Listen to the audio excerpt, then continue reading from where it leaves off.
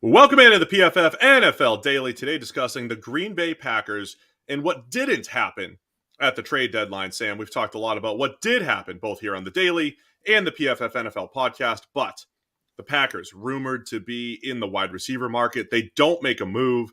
We've got Packers media talking about, hey, is this it for Aaron Rodgers, not only in Green Bay, but just in general? Is this his last Super Bowl window? Is it all closed? Did they do well or do wrong by Aaron Rodgers? So discuss. Did the Packers do wrong by Aaron Rodgers? Yeah, well, look, the Packers are one of those teams this season where there has been a clear problem. It was a clear problem that was evident before the season. It's just sort of borne out what everybody thought, which is they have one of the worst wide receiver groups in the NFL.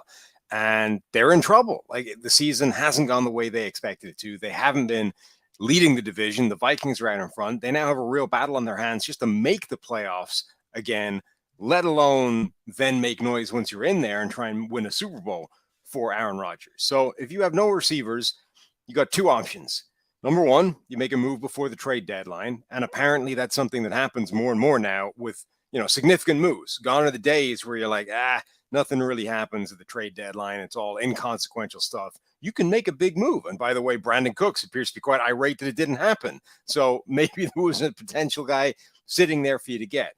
The only other alternative is OBJ, who's sitting out there with his rehabbing knee, waiting for a team to come along. Like, if you get neither of those things done, I don't see how Green Bay can possibly win a Super Bowl. So, part of the reason why I do want to talk about Brandon Cooks, by the way, that is an interesting side note to all of this, Packers or not. But the OBJ thing feels much more realistic, right? Because a lot of the answer to this was, well, this isn't the Packers' way of doing business. They don't make big trades. They don't mortgage the future. I mean, on draft night, they're fine with trading up. We've heard multiple. It's just like the Packers' way through the years, dating back to old regimes and stuff like that, where they said, if you like a guy, go get him. Right? They had no problem trading up a couple of years ago. I think it was for Amari. Well, they traded up for Christian Watson last year.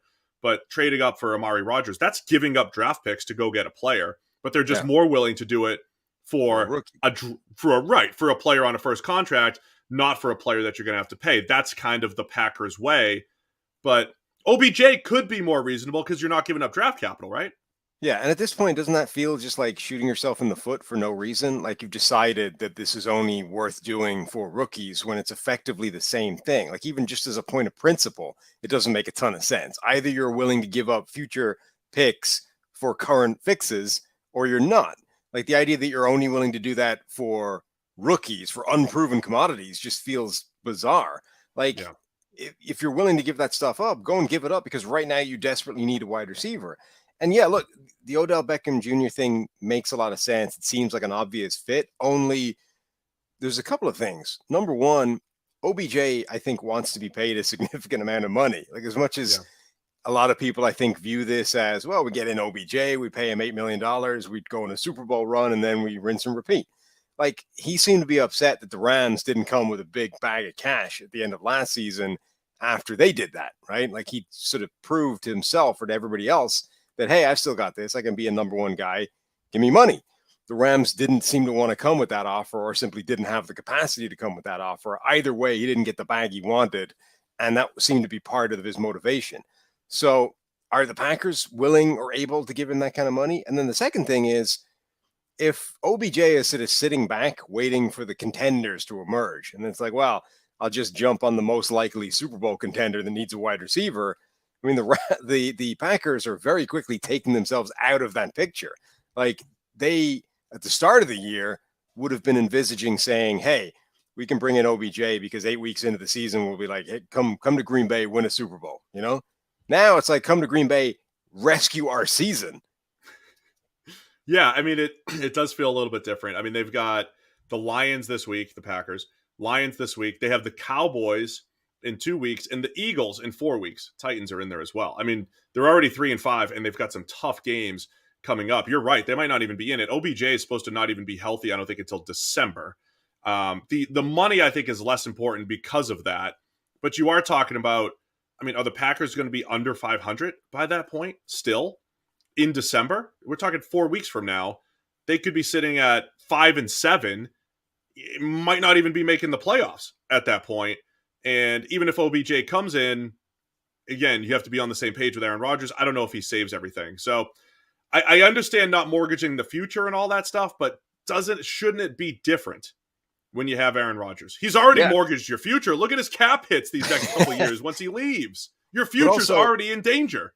well, unlike a lot of other teams, your future has a finite end date to it. Your future has a stop point because presumably once Rodgers is no longer there, your future does not seamlessly transition into still being good the whole way. You know what I mean?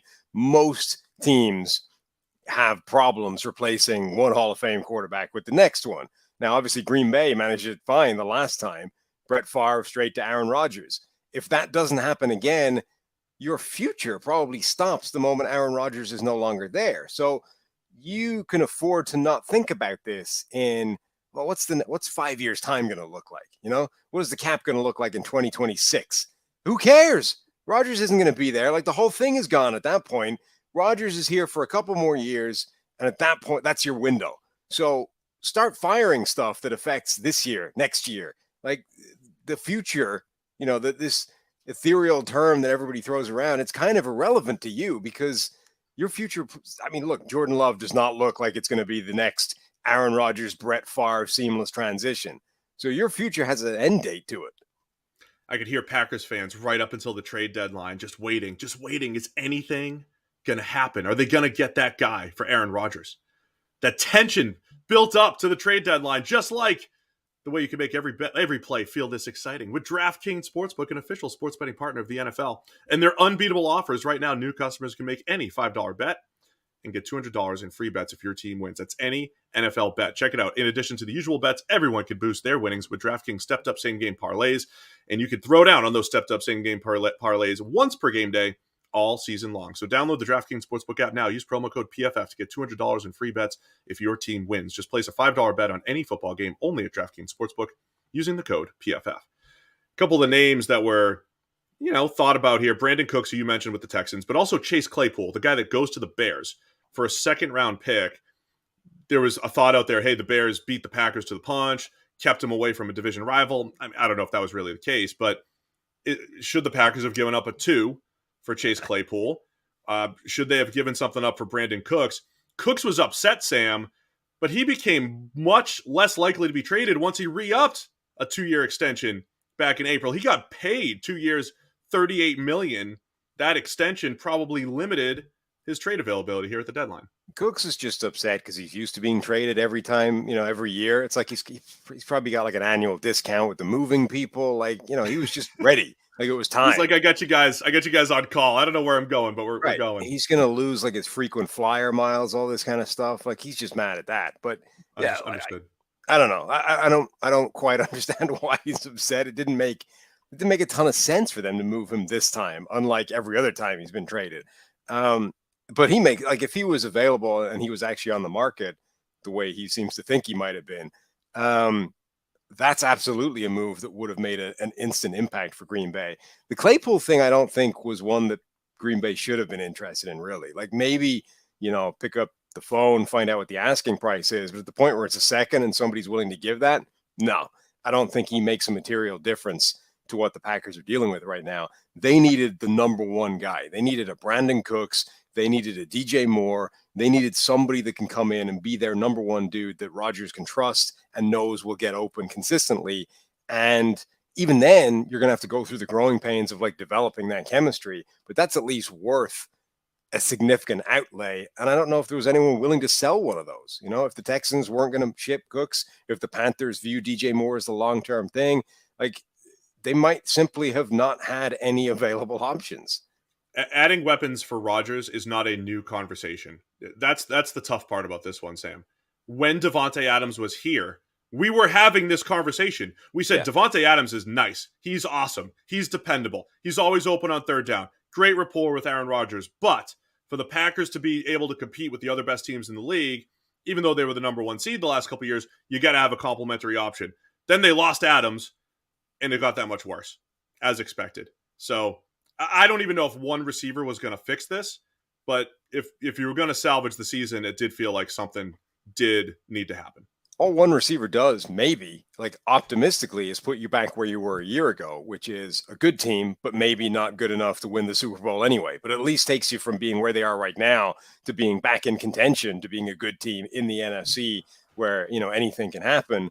But the difference between trying to get it done by trade and the draft is the trade, you need a partner, right? You need someone else to tango. You can't just say, well, it's our pick now, let's draft a wide receiver. All right, so let us know. Did the Packers blow it? Did they close the Super Bowl window with Aaron Rodgers?